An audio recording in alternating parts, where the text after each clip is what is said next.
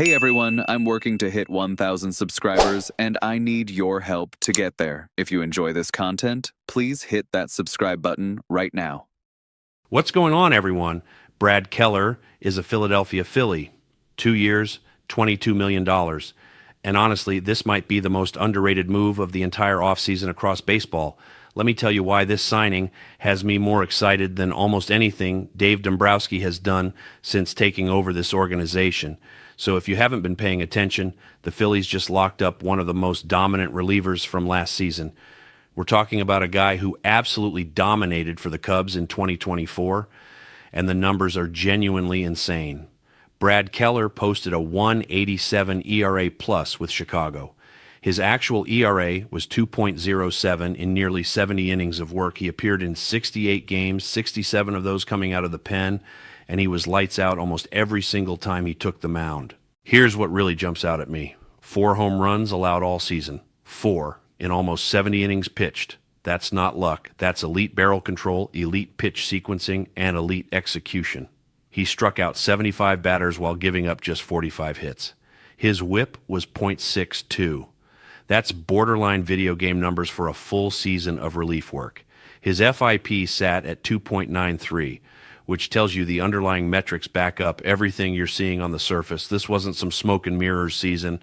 Brad Keller was genuinely one of the best relievers in baseball last year. Now let's talk about why this guy fits perfectly with what the Phillies need. They've been searching for that true bridge piece to the 9th inning ever since they traded for Jose Alvarado. They need someone who can handle the 7th and 8th innings, someone who can miss bats, induce weak contact, and keep runners off base in high leverage situations. Brad Keller checks every single one of those boxes. He's not just a guy who can get outs. He's a guy who can dominate innings and make opposing lineups look foolish. If you're a baseball savant nerd like I am, pull up his page right now because it's absolutely beautiful. 93rd percentile in expected ERA, 88th percentile in fastball velocity, 76th percentile in chase rate, 80th percentile in strikeout rate. But here's where it gets really special.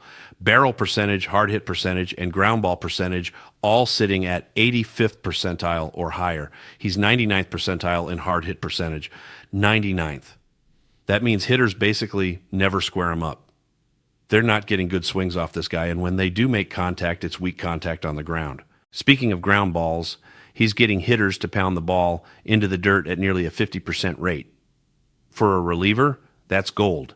You combine that ground ball rate with his ability to miss bats, and you've got yourself an absolute weapon in the late innings. He's not giving up loud contact. He's not giving up barrels.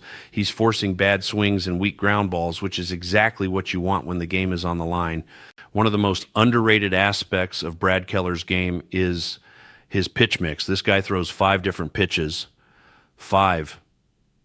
You don't see that very often out of the bullpen.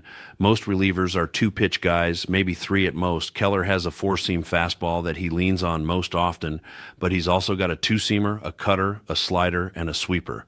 That kind of arsenal versatility is what separates good relievers from elite ones. He can attack righties and lefties differently. He can adjust his approach based on the situation. He's not predictable, and that makes him incredibly difficult to game plan against. Think about a guy like Orion Kerkering. Super talented, big arm, flew through the system and had some big moments for the Phillies. But his pitch mix became predictable. It was sweeper, sweeper, sweeper, maybe a fastball here and there. Once hitters figured that out, they could sit on pitches and do damage.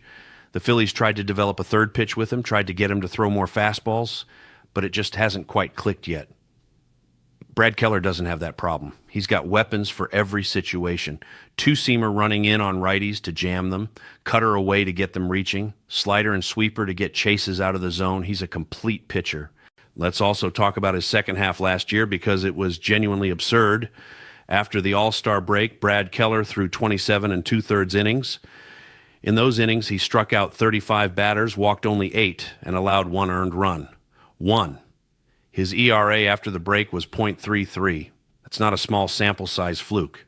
That's a guy who figured something out, locked in, and became absolutely unhittable down the stretch when games matter most. This is exactly the kind of guy Rob Thompson needs in his bullpen. You've got Jeff Hoffman as your closer, and he's been great in that role. but you need high leverage arms to get you there. And now you've got Brad Keller slotting in as arguably the second or third best reliever on the roster, depending on how you feel about Matt Strahm. That's a massive upgrade. You can run Keller out there in the 7th or 8th inning with full confidence. You can use him multiple days in a row if needed because he's durable and he's built for this role. The bullpen depth chart is starting to look really strong now. You've got Hoffman at closer. You've got Keller as a setup man. You still have Jose Alvarado with his electric stuff from the left side. Matt Strahm is still here for now, even though his name keeps popping up in trade rumors. Tanner Banks gives you another lefty option. And then you've got Orion Kerkering, who still has the talent, even if he's trying to bounce back mentally from how last season ended. That's a legitimately deep and talented bullpen. Here's something else I want to address.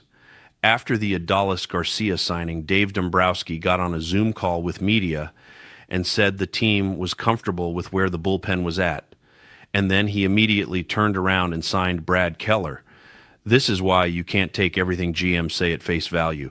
They're not going to tip their hand and tell you every move they're working on. Dombrowski is still working the phones. He's still looking for ways to improve this roster. Just because he says he's comfortable doesn't mean he's done, and this signing proves that. Brad Keller struggled early in his career. He had some rough seasons with the White Sox and Red Sox, but sometimes guys just need to find the right role and the right organization. Once he settled into being a full-time reliever with the Cubs, everything clicked. His stuff plays up in shorter bursts. He can air it out knowing he doesn't have to pace himself for 5 or 6 innings. And now he's bringing that success to Philadelphia, where the stakes are even higher and the expectations are championship or bust. 2 years and $22 million for a guy who just posted a 2.07 ERA with elite underlying metrics is an absolute steal in today's market. This is the first multi-year deal the Phillies have given to a reliever since they signed Matt Strahm, and it's worth every penny. You're getting a guy who can handle multiple innings if needed, who has the stuff to dominate in October, and who fits perfectly into the late inning mix this team desperately needed to upgrade. This move fires me up. This is the kind of under-the-radar signing that wins you playoff series. Brad Keller is a proven weapon, and now he's wearing Phillies red. The deal is still pending a physical, so it's not technically official yet, but barring anything unexpected, Brad Keller will be pitching in Philadelphia for the next 2 years.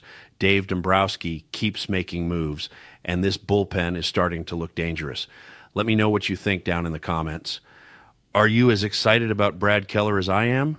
Appreciate you all watching, and I'll catch you in the next one.